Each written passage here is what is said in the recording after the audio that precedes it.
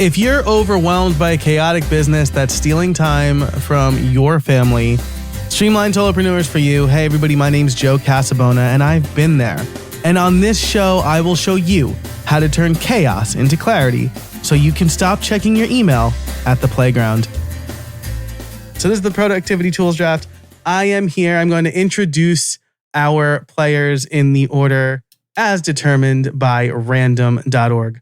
Up first is Mike Schmitz. Mike, how are you doing today? Doing great. I am very nervous for this draft, but this should be fun.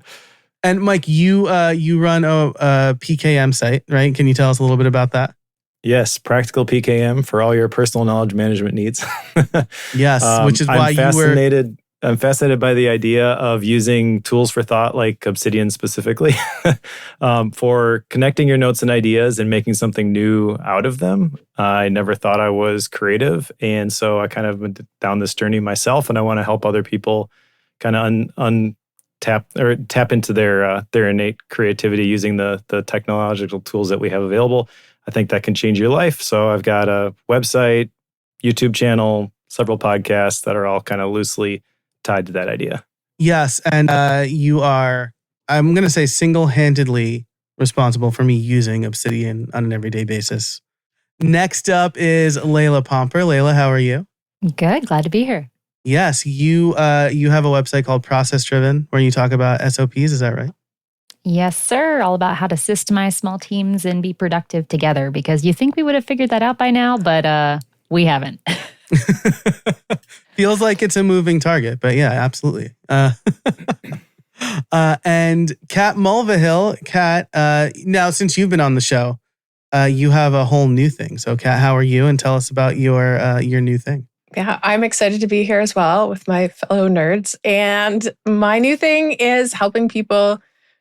I teach about momentum, how to find it and how to keep it. And I developed a framework that I use to help kind of guide people through troubleshooting. Why are they stuck with, endless restart cycles, or why are they just stalling on something that matters to them? So that's what I'm doing now, but I still love my tools.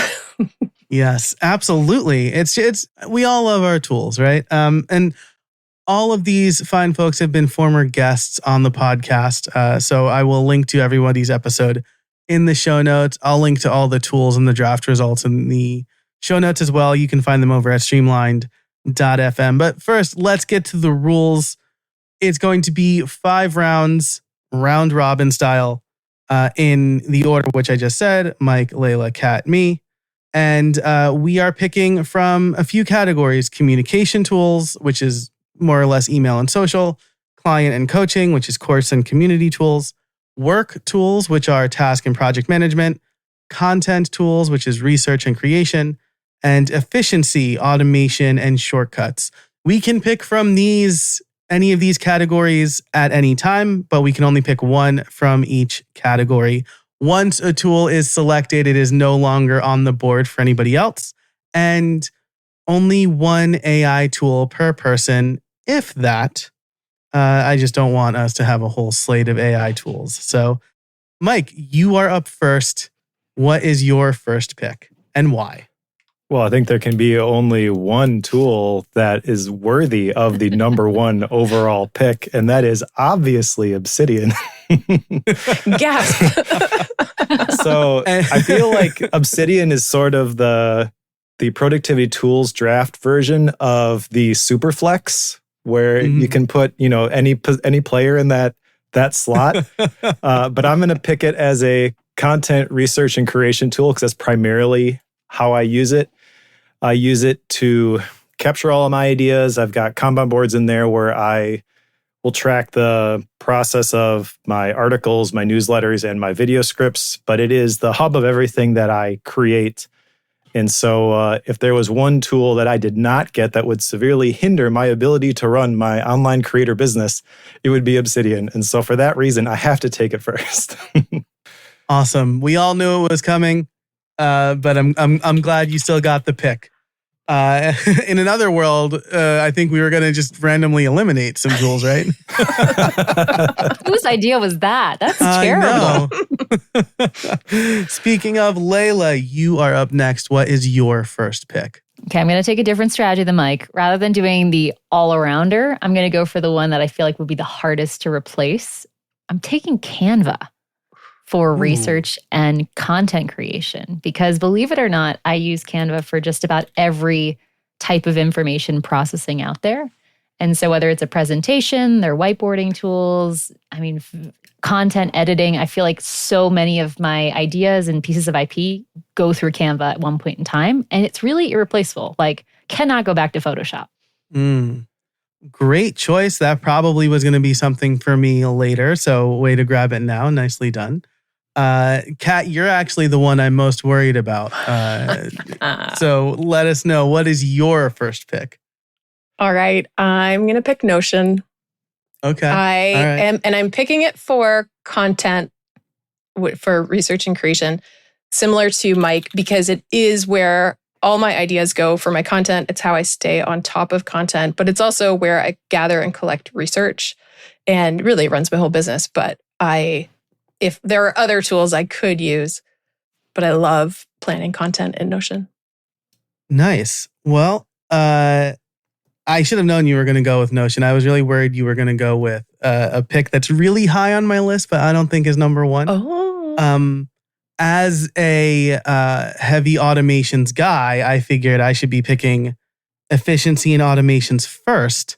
And I thought, what automation tool am I hitting the most? Am I using the most? And it is my Stream Deck. Damn. I'm sorry, Kat. I know. I think you'll be happy that I left another one on the board for you that I was going to take, though. My Stream Deck, I thought, is it going to be Zapier or Stream Deck? And I just there was a bug in the software a few weeks ago as we record this. And it really made me realize how much I rely on this for everyday productivity. I'm happy to say the bug has been resolved.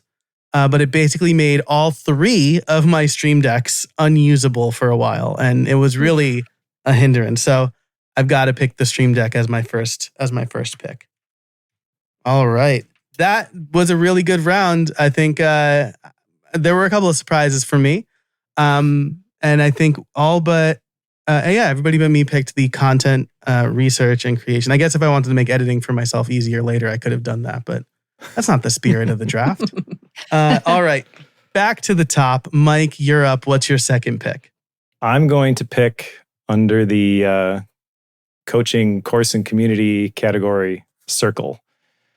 It is the platform that I use not only for my membership community, but it's gotten a lot better in terms of being able to sell digital courses directly, which is another thing that I do with the rollout of the landing pages. I'm kind of in the process of moving everything off of Teachable and just going all in with Circle. It is expensive, but if I am only picking 5 tools to run my business, I feel like that's one that I would really be hurting if I couldn't use it. Every day, I think I should get Circle. And then I think I need to justify the cost first. I think if it was like $50 a month for the things I needed, I would do it and be like, it'll happen someday. But it's a little higher than that. And I think I need something first. Well, now I feel like I picked the wrong one. No, I mean, it's super popular for a reason. All right, Layla, what's number 2 for you? Oof. I'm kind of torn. Can I go for bonus round? Or are we going just for the core categories? Ooh, so I was thinking bonus round at the end because it's the bonus. Okay, full bonus. So skip. Yeah, full I won't bonus, do that one. Yeah. All right. Then I'm going to say I will go with a communication tool that I'm sure is not going to be taken, but I want to grab it first because in priority, this is the one that probably does the most work for my business, and that's Missive. It is like a shared Gmail account, and it integrates with all social media, all emails, and it allows me to treat emails like tasks. And of all the tools I'll talk about today, this is the one that's probably changed my team productivity the most. So everybody I know, I'm like, it's free to try it. I'm going to take that one. Because again, if that went away, kind of like Mike's point, there's not a good replacement out there. I'm intrigued. Nice. I am not familiar with that one. So now I need to do some digging. Obsessed. I only I only know of this from our recent interview. So I think this is a good tool, like a new tool for the listeners. Good awesome. pick. An up and comer. Yes. Kat, what's up next for you? So one I would really struggle without is going to be for the task and project management, and that is Sensama. I've been using it for a few years, and it structures my day, keeps me organized, and works very well with my brain. So I'm going to grab that one. It integrates with Google and with Notion, and it's really great for repeating tasks that I don't need to bog down in my project pages in Notion. So big fan. Love Sensama. Nice. I did have that on like determined raving about it at another. Okay, I am torn here because there are two tools that I should really pick, and I'm really worried that Kat is going to pick this other one. But I feel bad because I've already stolen one from you.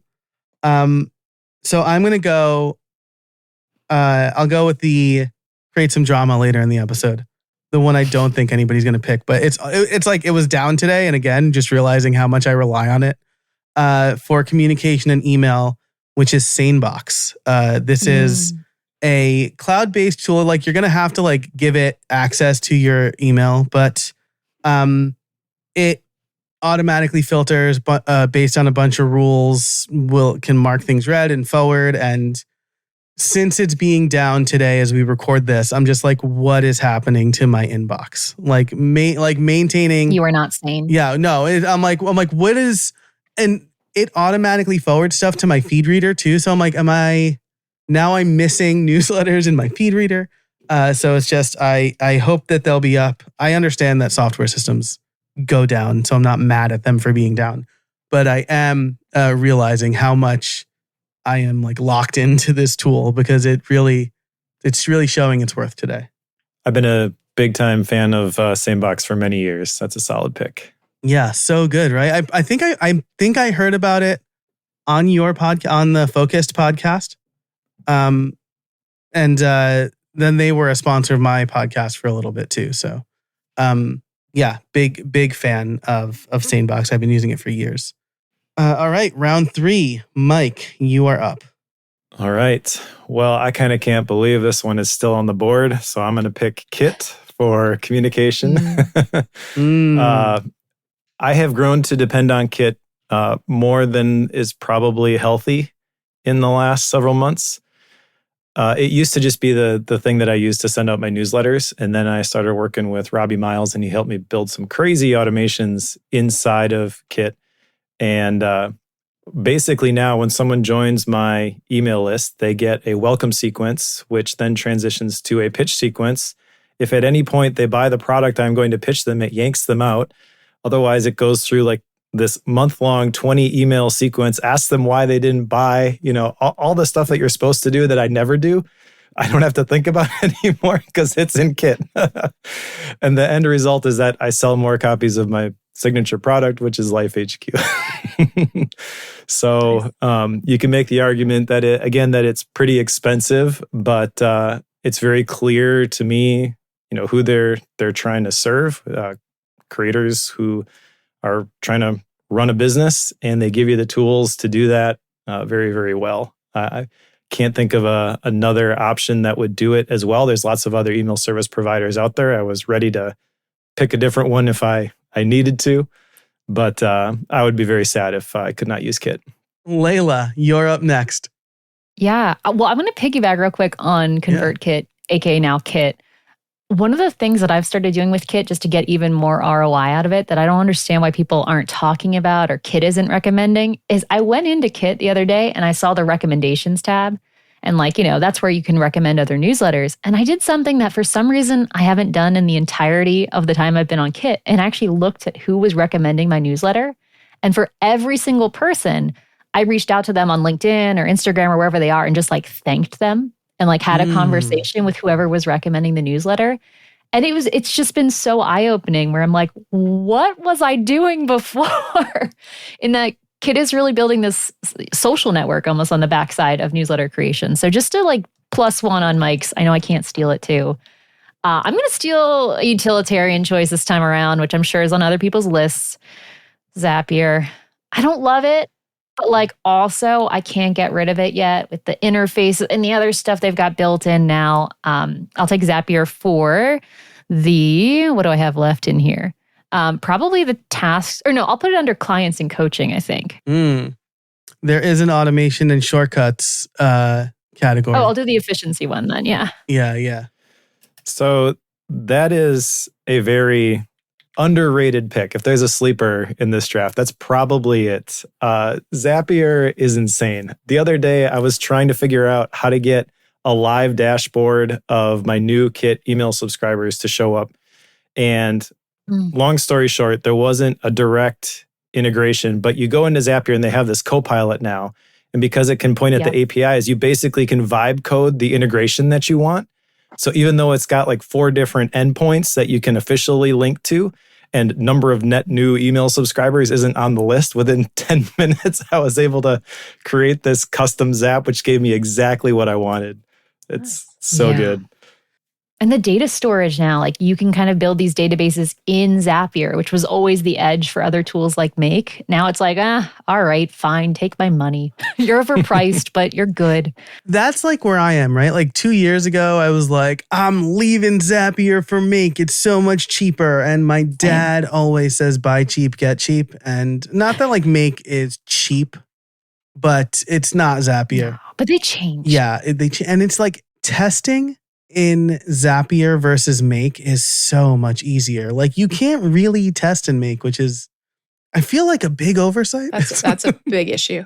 Yeah. Yeah. Because I catch a lot in testing in Zapier. Likewise. And like Zapier's testing now is like, hey, this Zap failed. Do you want to like put it through test mode and use this as test data? I'm like, yes, that's brilliant. I'm really glad you have that. Really nice. So yeah, great pick. Definitely, I mean, I chose my automation tool. I was going to try to shoehorn it into something else, but great pick. Kat, you're up. All right. I'm going with communication tool, and I'm choosing Zoom because I rely on it, not just for communicating when I'm running workshops and stuff, but it also now it can replace Loom because there is a built-in clips in Zoom. So when I'm doing a screen recording and just sending it to someone quickly, I use that through Zoom now. For a while, I was using Vimeo, which Joe hat tip to you for that. But yeah, Zoom has a clips feature, so it replaces Loom. And also, though, I use it for all my meetings and workshops and a lot of what I do. So I would be hard pressed to live without Zoom. That's a good one. And you recommended to me that I do my kind of asynchronous coaching in Zoom chat. Which has been really good and a tool I'm already paying for. So yeah, I mean, I think there's like a lot of Zoom changes a lot of things a lot of times, but it's got some really good, lesser known features in there that are really helpful. Agreed. It's worth it. It's worth a perusal of what else it can do. Yes. All right. Well, I make content a lot. And so I need a good content creation tool. And I was really between 2. But I got to go with Ecamm Live because I've got the virtual camera that's on right now. It's on all the time. I record my videos in there. I record my podcasts in there. My solo podcasts. I obviously record my interviews and multiple people podcasts on Riverside, but Ecamm Live makes my life a lot easier, especially coupled with the Stream Deck. So that's like a winning combination for me. Yeah. I was torn between for content creation, what should go there, because I don't know that I could live without it, but here we are. I breathed like a little sigh of relief when I didn't pick it. And I was like, all right, now I can grab the Stream Deck. Awesome. All right, round 4, the penultimate round before the bonus, I guess. Mike, what's number 4 for you? Well, since there's already a couple of things chosen from the efficiency category, I feel like I can leave that one for now. So I'm going to go work, task, and project management. And I don't like, honestly, any of the options that are left for me. I could probably make the case that Obsidian could be in here. I actually use Notion for this currently, but since this is the rules of the draft, that has been chosen already. I got to find something to act as my Notion replacement for collaborating with the team, right? I think I got to go with ClickUp. I don't like it better than Notion, but it does do some things better than Notion. I think it really is a better tool if you want to have the task and project management happen inside of your Do Everything app. In fact, when I was working with the digital marketing agency, we tried, because they had all their documentation in Notion, they tried doing the task and project management in there too. It just didn't work. When we switched over to ClickUp, it clicked. It was... And there were a lot of people in the organization who were like, oh man, we're switching tools again. This happens every couple of months. I hate this. And they're like, no, this is the perfect tool for the way we're going to work. That you can do a lot of different stuff with, just like the templates and things. It integrates with a lot of different other tools. You can kind of build these spaces and these like dashboards that will show you exactly what you need to do. And people who really know Notion are going to be able to do the same sort of thing. But for people who are trying to like build this stuff from scratch in a tool that they're not completely comfortable with, which is kind of the position I find myself in with this pick, I think that's the one I got to choose. And, a ClickUp is another one for people who use Sensama. It can also integrate. So if you were working with multiple teams and they were using different productivity tools, you can bring them all into Sensama. Shameless plug. Yeah, love it. Layla, you also use ClickUp, right? Yeah. There was a time where I think I was like the number one ClickUp content creator in the world. I don't know if I am anymore because I've been very, very lazy and not on the ClickUp bandwagon, but I guess it is my pick, right? It is your pick, yeah. I'm so grateful someone took ClickUp besides me because I was like, I kind of feel obligated to pick it because I'm like, I did 400 some videos on it. Maybe it's no. Thank you, Mike, for biting the bullet. But I am going to take the same category. And I'm going to go with SmartSuite because I was kind of like between Airtable and SmartSuite here, but I feel like SmartSuite, as I've described it before, is like ClickUp and Airtable had a baby. And I think what they're doing is really cool with the platform. Like it's filling this nice middle ground between data and tasks. And if I could restart, that's where I would be building. And the automations are just great. So SmartSuite for task and project management. Nice, very nice. I don't think. I mean, maybe you mentioned it on the show before, but I don't think I've seen this one, so I'm gonna have to check it out. Yeah, I like the newcomers. I feel like I'm like an underdog chaser when it comes to software. Yeah. I don't go for the ones that are actually like the best in class. I'm like, ooh, this one was founded 3 years ago. And then I just go on the ride. That's how I ended up on the ClickUp wagon. Nice. Well, luckily the episode that's coming out before this is called How Do You Know When to Switch Tools? So if you skipped that one, go back and listen to it so that you're not like, I need to switch. Yeah, I give you a framework. So definitely check that one out over at streamlined.fm. Kat, you're up next, round 4. Okay, this is maybe a weird one, but I'm going to grab it just in case. For the efficiency automation shortcuts category, text replacement. So for a long time, I was using Alfred as my text replacement, but then I did an overhaul of my computer and realized I can just use the built-in text replacement. And I can't live without it. If I'm on a keyboard or a computer that does not have my text replacement shortcuts, I struggle. Life is harder. So that's my pick for efficiency. That's a good one. I recently jumped ship from Text Expander to Raycast for this. And I think it was just like consolidation of tools maybe, but Raycast has been really good. The only thing that they're currently missing that I hear might be coming soon is a custom keyboard on iOS. Because that's where Text Expander was really worth its salt, I feel. But also like their keyboard, like their custom keyboard sucked. And so that's like the one thing that's missing from Raycast. But otherwise, it's been really good. Just using Apple. I just go into keyboard in the settings and just click text replace. I'm stealing that. And free. Yeah, so good. It's free. It's built in. Yeah. Does it sync between devices too? No. Okay. Oh, I should look because maybe with your Apple ID it could, but maybe I don't think so because my text replacement on the phone is different than the laptop. I feel like 2025 has been my year to be a chaotic, like an agent of chaos, as we said today. But I turned off autocorrect on my phone and computer. It's just like game changing. So now I'm thinking, oh my God, no autocorrect. Text replacement. This is like a new level we've just unlocked here, Kat. So thank you. I love it. All right. Well, we are on me now. What do I have left? This is like every late stage draft for me. I have clients and coaching and work, task and project management. I also use Notion for project management, so I can't pick that. But I will go with the task manager that for a long time, it was will they, won't they. We'd get together, we'd break up, we'd get back together again. I got to go with Todoist.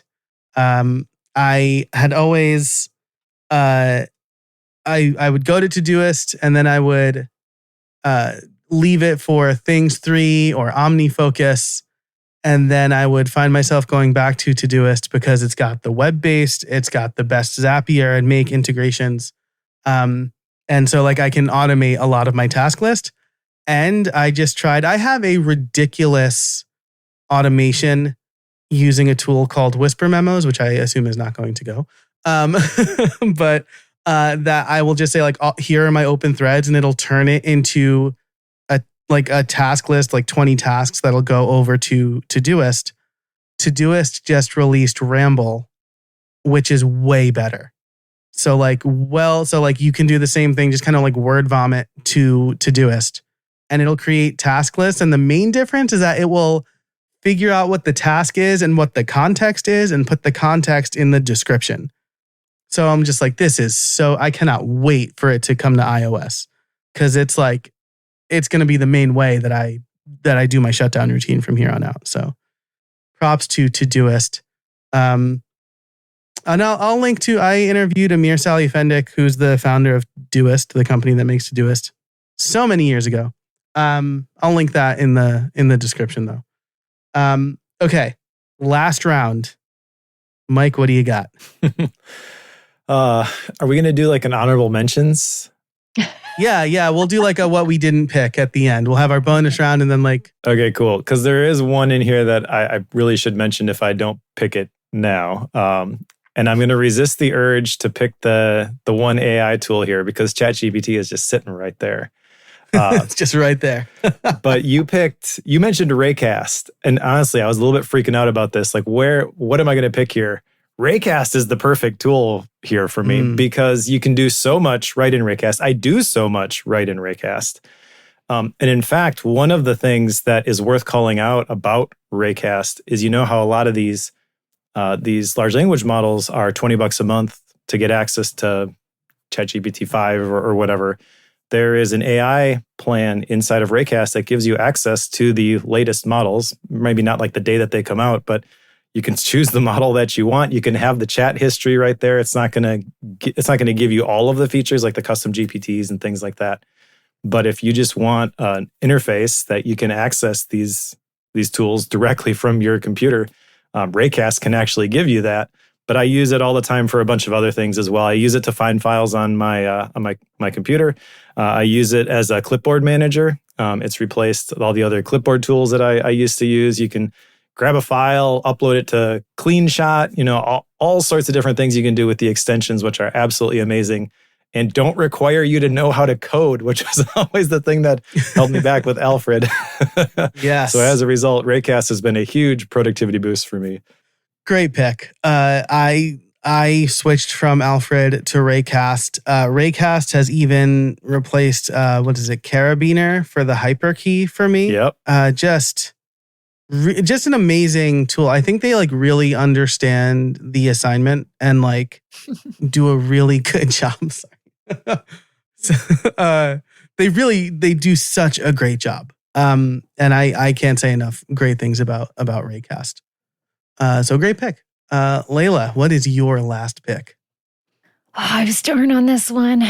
I was going to, in my remaining category of course and community, I was going to pick Member Vault here. But then I realized I actually don't have any email tool. So if I'm going to pretend this is my like top 5 tools overall, I'm going to go with the devil you know of Kajabi. It's like not that good, but it's good enough that you can't replace it.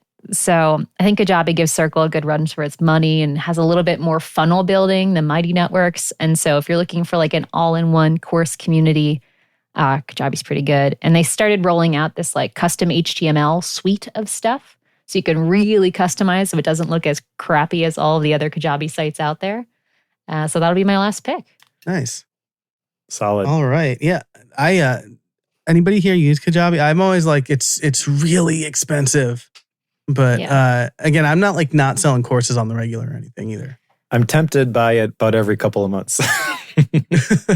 I started I switched to so many different membership platforms. I even custom developed, like we had a whole developer or whatever, build out a WordPress site when we managed for years. And I ended up coming full circle back to SaaS because once you started looking at the cost of maintenance and teaching team members how to change things on the website, and then, oh my God, they broke the entire site, I was like, okay, you know what? It's not that expensive. Yeah, former WordPress developer here. My sole membership is custom coded by me, and I'm just like, and I know the developers for the plugin, and we're good friends, and I'm just like, I'm not in the business of supporting software anymore, and so like, I get it, and like, I guess it's probably surprising given the background of this show that I don't have WordPress on my list, but I can't. It's like I use it every day, but it's not in my top 5. Yeah. All right, Kat, what is your last pick? So the category, I mean, this has a few different names, but clients, coaching, course, community, all of that. Because I am not actively running any kind of community or course at the moment, I'm going to pick something I use for all my client work and consulting and coaching sessions, which is SavvyCal. And I've tried a few different booking software options, and I have been most happy with SavvyCal. And I love the overlay feature where it overlay, and I think a few others adopted it, but to be able to see someone's availability layered over your own calendar is so nice. I hated when you have to have one open and you're, okay, which dates? And then you're looking at your calendar, bounce back and forth. So I'm pretty happy with the SavvyCal. And it does have some integrations that are all set up. So I'm pretty happy with that. Nice. Great pick. Similar to you, Kat, I'm not currently actively running a community. I have like a couple of courses for sale in various places. So I could pick something like Thrivecart, which is where I'm selling my courses. I could pick like WordPress or Vimeo, which is where I'm hosting my courses. But I am going to pick something even simpler than that. Something that I realized very recently. Oh, this is of course the best way to deliver my like coaching blueprints and any other resources. And that's Google Drive. It's just like, I was like, what kind of portal should I have for the handful of coaching clients I get every year? And then I'm like, this is dumb. We all use Google Drive. We all know how Google Docs work. I can give them, I've given like spreadsheets of recommendations for gear. And so, I mean, also like, I'm sure we're all using it right now for this draft. And wishing it had dark mode, but yeah. Wishing it had dark mode. So if anybody from Google is listening, first, thank you. Second, dark mode for Google Drive, for Google Docs specifically. So yeah, I feel like it kind of deserves a mention, but also it's like such a simple solution to a problem that I think can quickly get overcomplicated. All right. So let's recap before we get to our bonus. We'll do bonus, which is analog tool, and then honorable mention. And then maybe Layla, I'll let you introduce if you want to do the second bonus round, if you want to talk about that. But let's recap do we want to each recap our own tool sets? Does that work for you? Sure. All right, Mike, what are your tools? All right. So my tools are Obsidian, first and foremost, for all of the content, which for me is the most important thing. Circle for the community and the course delivery. Kit as my communication tool of choice. ClickUp for work and for task and project management. And Raycast for efficiency, automation, and shortcuts. All right, Layla? I guess I should say, just as some context, I'm taking this from the perspective of like my business. So a few employees, a few contractors, membership and courses, and YouTube. So a little different, I think, than Mike, which probably reflects in the picks. But I chose Canva first, followed by Missive for communication, Zapier for automation, Smart Suite for tasks and projects, and Kajabi as the powerhouse client stuff. Awesome. Kat? Yeah, I took Notion from all y'all. No, I took Notion for content, and then Sensama for my project and task management. For communication, chose Zoom. Efficiency, I chose text replacement, just the built-in keyboard text replacer. And then for client work, Savvy Cal, the calendar booking software. Love it. And I picked Stream Deck for automation and efficiency, Sanebox for communication, Ecamm Live for content creation, Todoist for work, task management, etc.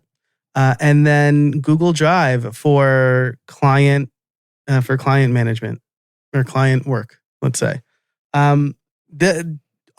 This was great. Not too many steals, I don't think, though. I think several of us probably wanted Obsidian, Notion. I think I got the Stream Deck from... I wanted the Stream Deck, yeah. Awesome. All right. Now, this is a place where there are no rules. We just are picking our favorite analog tool. I would say don't pick the same thing, but like if Mike and I are going to pick something in the same class, it's very unlikely we're picking the same one. So what's your favorite analog tool, Mike? Well, I didn't know we were going to have this as a bonus topic, first of all. All right. But I added it right before we started recording, basically. So this is the world premiere. I have a custom built analog tool, which I will show you.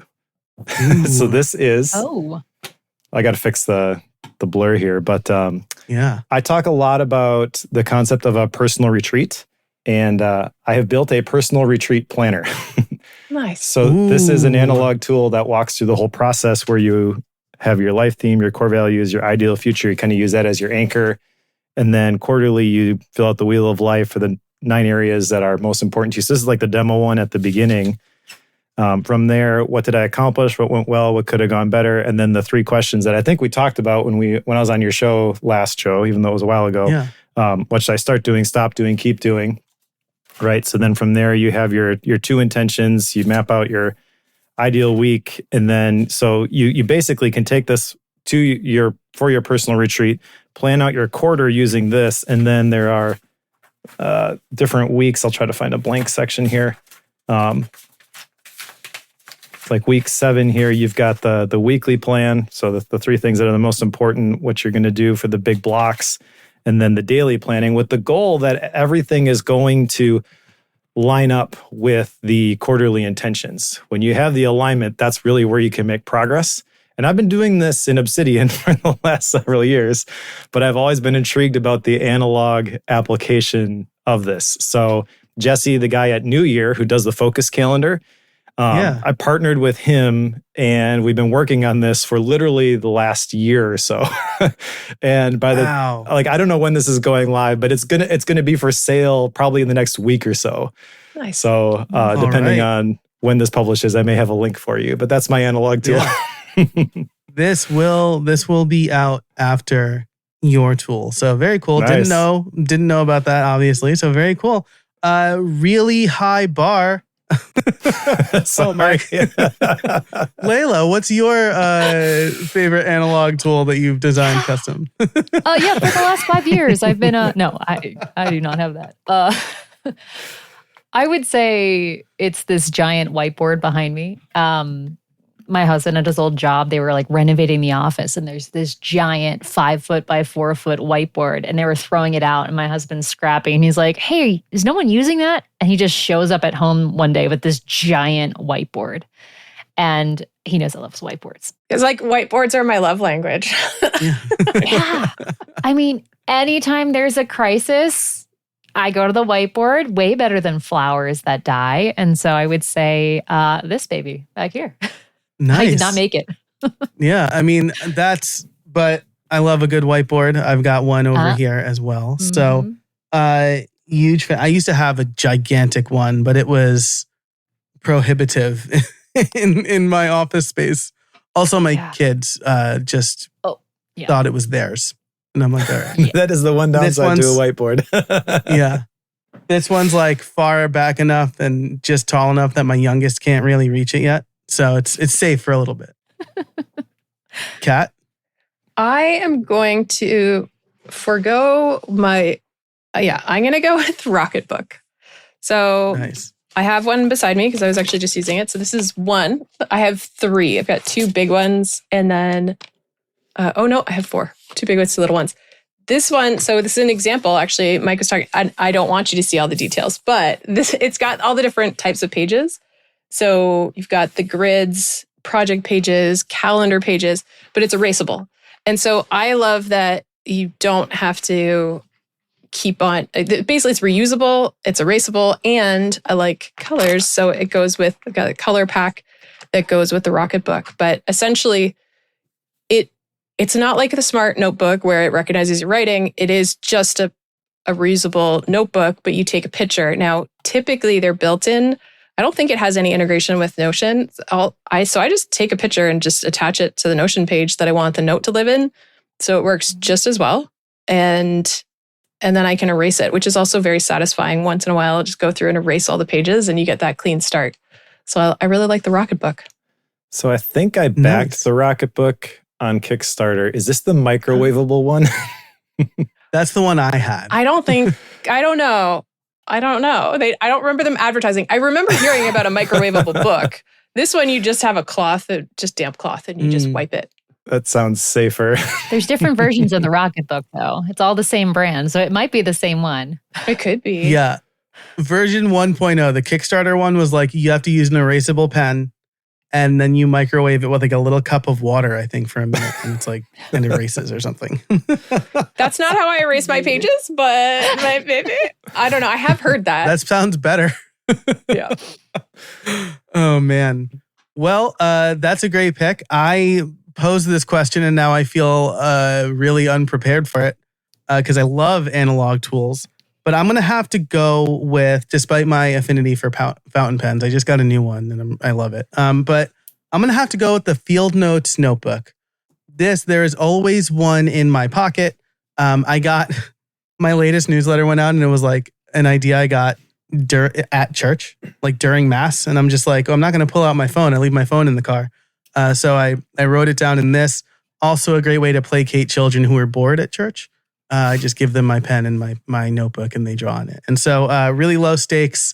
It's like really easy to not, what's the word? There's a guy, Mike Hurley on the Pen Addict podcast who says like mollycoddle. Don't mollycoddle your notebooks, which is like, don't use kid gloves with them. Don't treat them as if they're like these, like the china that you wait for the queen to use, right? That's kind of my issue is I would have them. It's like, I need the perfect reason to use this notebook. And then I would start to amass them and realize, oh wait, I should use these. I should use these notebooks. Yeah. So Field Notes, there's no risk of that, right? It's just like whenever I finish one, I grab another one from the drawer and I'm ready to go. So I got to go with Field Notes. Sorry, you all heard my New York accent there. I can see. Love it. Joe, I almost said fountain pen, and that's why I kind of was reluctant at first when I was doing my pick. My gut says fountain pen, but realistically, I had to choose something like the Rocketbook. But I know you and I both love a fountain pen. Yes, as does Mike, right? Still, do you? Yeah, dude. There's about 100 bottles of ink right over there. I feel very left out. It's so fun. We started sending handwritten things to my clients. And I realized last week, I was like, this is the first time I've written something in probably a year. So, I mean, markers don't count. So I feel very left out of this one. It's never too late. It's not. Casabona.org/pens. That's just, so many people ask me. I'm just like, here's a page that explains everything. Here's what I recommend. So what did you get recently? I got to know. So Gold Spot Pens, not a sponsor, but can be if they want. Should be. They recently had like hey, we got to clear out our inventory sale. And they were selling Sailor pens for like 40% off. Sailor is a Japanese company. They are my favorite fountain pen. They've raised their prices a couple times. And so like I got this one. It's a standard Sailor 1911 in they called it jellyfish, but it's like University of Scranton purple, and that's my alma mater. And it was for like less than $200 when this pen goes for like $360. So I was like, I mean, I have to, right? That's what I told myself.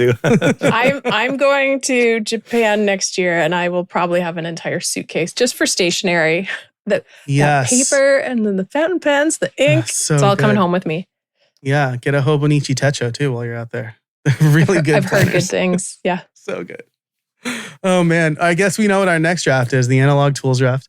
Okay, so let's wrap up here with honorable mentions. And we don't have to, I'll introduce a little, I'll be like Layla and introduce some chaos, but we don't have to go in the draft order. Somebody shout out a tool that didn't get picked that they wanted to pick or otherwise they think should be mentioned. Well, it's a little bit... Of course, Mike, it was your idea, so you can, little bit AI-based, but I'm a big fan of Opus. I like it better than Descript because you can actually control the framing of the different clips that you export.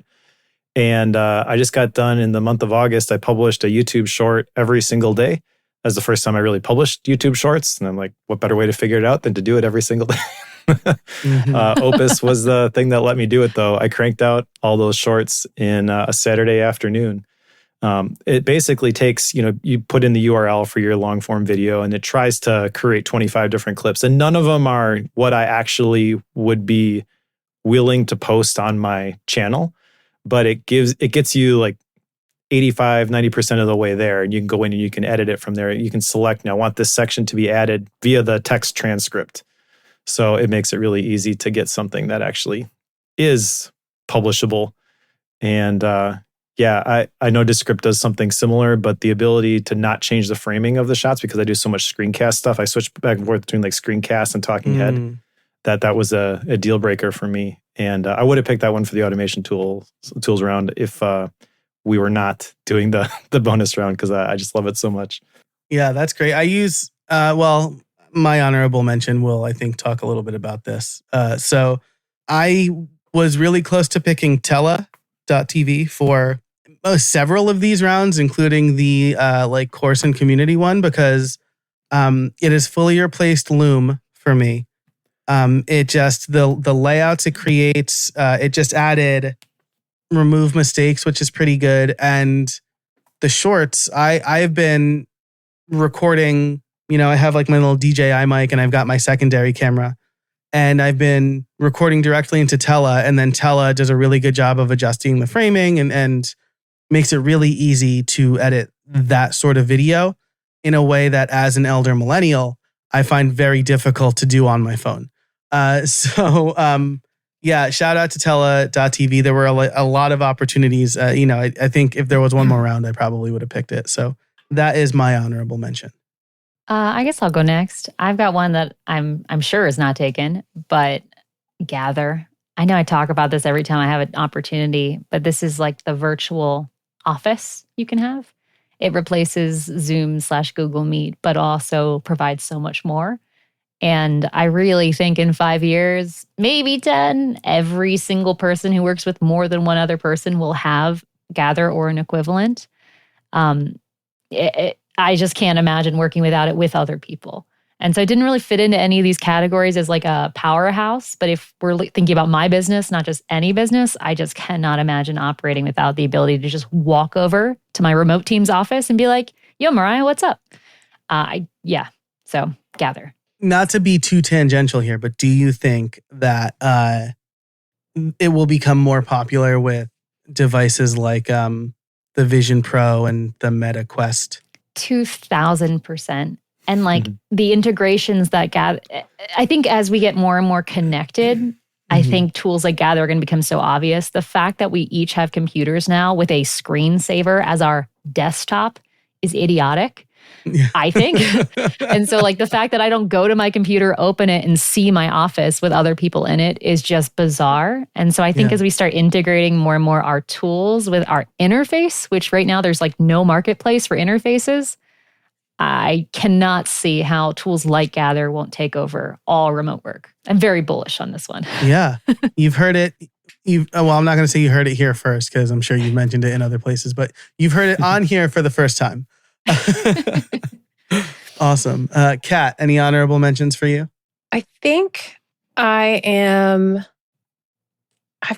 torn between a couple. But I think I'm going to give a shout out to Vimeo because I sort of forced into it when I had switched to Thrivecart and needed to host videos. But ever since getting it, I do really appreciate the quality and the transcription and the chapters and that you have all the branding on it.